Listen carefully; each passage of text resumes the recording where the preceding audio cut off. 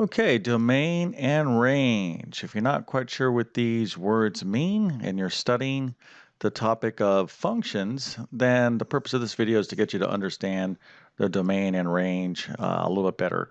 They're not too difficult to understand in their general sense, but these words here, domain and range, are really important in your study of something called functions. Okay, so if you're in algebra, you're probably studying. If you're interested in this topic, you're studying the concept of functions, and functions go along with even a bigger subtopic, or functions are a subtopic of a bigger topic called relations. Okay, so I'm not going to get into that in this video because this is a whole study in and of itself. But if you're interested about domain and range, then of course you're studying these topics here. Okay, so let's get right to it. So let's just write a function down. Okay, so a function could look something like this: f of x equals x squared plus 2. Okay, so a function is basically just a rule. All right, now when we look at this function here, okay, the x is going to be our input. All right, we have input values. So I can find, for example, f of 2 for this particular function. That means I'm going to input 2 everywhere I see an x. So in this particular function, it would be 2 squared plus 2. Okay, so I saw wherever an x is, I'm going to replace it with what my input value is. In this case, it's 2. So I'm kind of assuming that you have a basic understanding of functions. Again, if you don't, I have plenty of other videos on my channel. You might want to take a look at that. Some of those other videos on functions and relations kind of bolster up your understanding there, and then we can really study domain and range better. But let's assume that you have a good idea of what I'm talking about right now. Now let's take a look at this function, okay, a little bit differently, right? And this is a lot of teachers like to use this model. It's kind of a really good model of explaining domain and range. All right, let's kind of do it this way. And let's think of like a machine, okay? And a particular machine where we input numbers into this machine, okay? And then we're going to get output values, all right?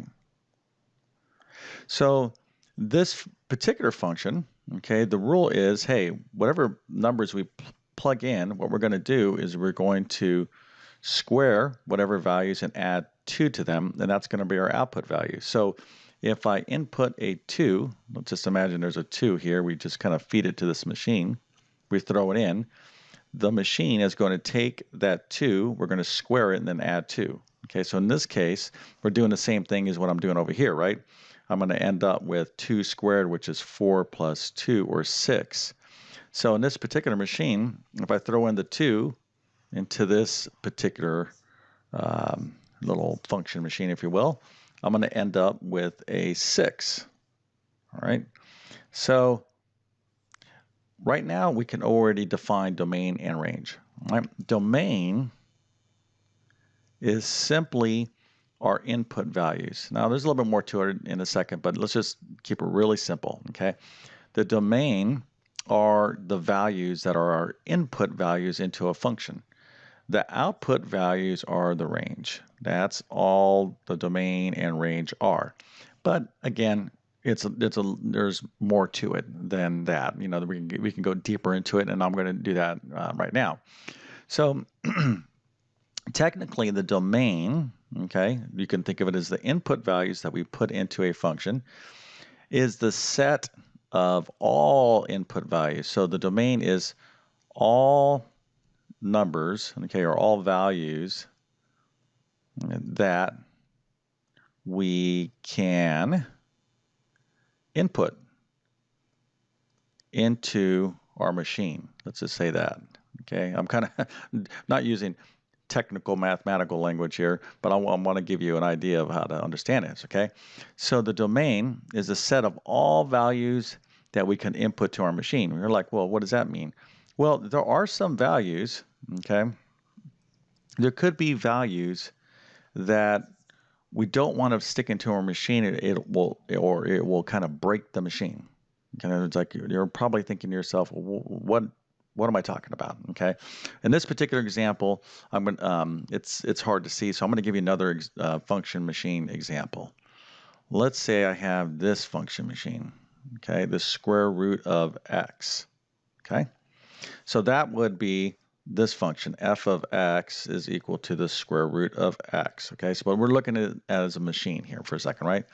So we're going to input values, which is our domain, and then we're going to have output values, which is our range, right? So this is the range, and this is the domain. So the domain is our input values, but the input values that we can plug in without breaking the machine. So this particular example, okay, let's do a couple examples let's do an example of an input value that's okay. So let's say I plugged in a 16 into this machine. So what that would do is says, okay, take your input value and take the square root of it. So the square root of 16, that output value would be 4. Technically speaking, it's plus 4 and minus 4. Okay, no problems, right? So I was able to input this value into this machine, and it produced a nice output value. So 16 would be kind of allowed in my domain. So think of the domain almost as like a team. And say, okay, 16, you didn't break the machine, so you can join up the domain. Now, how about we do something else? How about -9? All right. So if you have your calculator handy, go ahead and try to take the square root of -9. All right. Go ahead and put -9. Try to take the square root of it. If you have your calculator there, you're going to find out your calculator is going to say error. Okay. Your calculator is not going to understand that. If you're using a really sophisticated science graphing calculator and you know what you're doing, it would give you a particular answer. But most basic calculators you're going to tell you, I don't understand this, because the square root of -9 is you can't calculate that in the real number system. Okay. So again, I'm focusing my conversation here with you for those students that are probably taking like Algebra 1. Just if you don't really know what the domain and range are, then you're probably at that more Algebra 1 level, which means that you're working with real numbers. So in other words, you don't know, or your calculator doesn't know what the square root of -9 is. That's actually what we call a complex number. But if we plug it into this machine, because you get an error, -9 effectively like breaks the machine. It's not going to work in the machine. The output value is going to be like a question mark. Like, I don't know how to calculate that. Okay. So this is really important. So -9 would not be a part of the domain. Okay. Because it's a value that will not run in our machine. So the only values that are going to run in this particular machine are basically positive numbers. Anything that's not negative. Okay, 0 is okay, because if I ask you to take the square root of 0, that's just 0. All right, so when we talk about domain and range, we have to kind of put limitations and rules on them. So in this particular, let me kind of erase some of this stuff here because we're getting kind of busy with some things.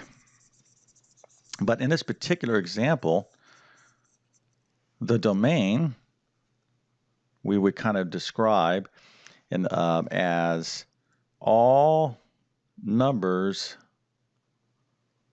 that are positive or 0. Okay. Now there's a fancier way to describe that in mathematics. That's all positive real numbers, and x is greater than or equal to 0, etc. I'm not really focusing on that. I can do other videos on this. I'm just trying to get you to understand the essence of what domain and range are. Okay, so the domain in this particular example would be all numbers that are not going to break the machine. Okay, in this case, it's just all positive numbers. Okay, like the square root of 16. That's okay. Okay, you can actually put any positive number into your calculator. Like, try to find out what the square root of 7 is. That's going to be a decimal, but it's going to work, right? You're going to be able to use your calculator and do that. Now, So this is an example of what the domain is, okay? There are other conditions as well, which I'm not going to get into in this video. I just want you to understand what the domain is. Now, being that we could plug in all numbers that are positive or zero into this particular machine, the range, okay, is going to be basically all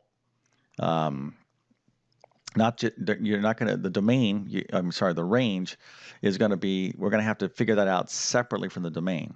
And figuring out the range is more challenging. It is more challenging than figuring out the domain. The range can oftentimes require you to look at a graph and, but anyways, let's think about it for a second. Just because I can only put positive values into this machine doesn't mean that my range is just all positive values. I can get negative values as well. Like, so for example, the square root of 16 is both plus and minus 4. So the range is going to be all values on the real number line, okay? In other words, all positive values, negative values, and 0. So just because the domain is one thing doesn't mean that the range is going to be the same thing, okay? So again, determining the domain generally requires some algebraic skills. It's not too difficult, but the range a little bit more challenging. I'm going to do, or I probably already have on my channel, I have a lot of videos on there, so I encourage you to subscribe. But this gets, we can get more and more and more like deeper into this topic of domain and range, functions and relations. It's a huge topic in mathematics, but let's just kind of keep it at bay with just the things that we just talked about here, because this is really an introductory video. Okay, so domain and range are what? Well, the domain are all the values that you can plug into a function, okay, that don't break the function, that don't have restrictions on them. Okay, so that's the domain. It's a set of all the numbers that you're allowed to plug into a function. Okay. The range is all the respective output values based upon the input values. So whatever input value you can plug in, okay, the respective output values that you get are the range. Okay. Now, just to wrap this up, let's take a look at our first example, this x squared plus 2. Okay. So can you think of any values that we can't plug in this particular function? Well, in fact, there is no restrictions in this particular function here. Okay, you can plug in anything you want, and so the domain would be all real numbers, and your range would also be all real numbers. Okay, but let's kind of take a look at this function here, and let's change it up for a second. What if I plugged in x squared plus 2 over x? Let's say that was our function rule. Okay. So now I want you to think about the domain. Are there any numbers that we could throw into this machine that could end up breaking the machine or hurting the machine? Okay. There's one value. All right. Hopefully you know what that is. There's one value that we can't throw into this machine. If we throw it into the machine, it's going to make it blow up. You know what that is? It's 0. Okay.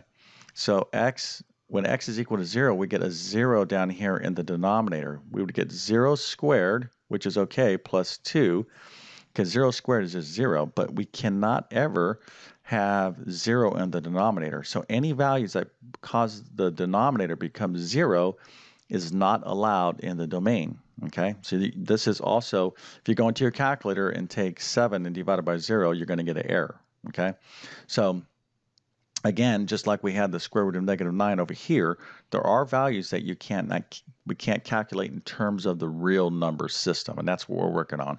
Okay. Again, as you get more advanced in mathematics, then we start talking about complex imaginary numbers, etc. But if you just remember these main concepts that I'm telling you here, you'll have a good firm understanding on domain and range. All right, so let's go and wrap this up. Again, I hope that you will subscribe to my channel. I do a ton of videos on mathematics. Try to basically explain things in ways that are smaller chunks where things are much easier to understand than, a large, broader concept. But when you do subscribe, by the way, if you do choose to subscribe, make sure to hit that bell button. That's how you'll get notifications on my videos. I'm doing videos constantly. And of course, if you appreciated the video and you liked it, maybe give it a thumbs up and leave me some feedback. I try to read as many comments as possible just to see what questions you may have out there. Um, Again, on the concept of domain and range, it's part of a larger concept of functions and relations, and there's a lot to learn in there. I have quite a bit of videos already on my channel, and I'm going to obviously be doing more and more. So leave me some comments if you have any particular questions. I'll try to make a video to answer those. But again, thanks for your time, and have a great day.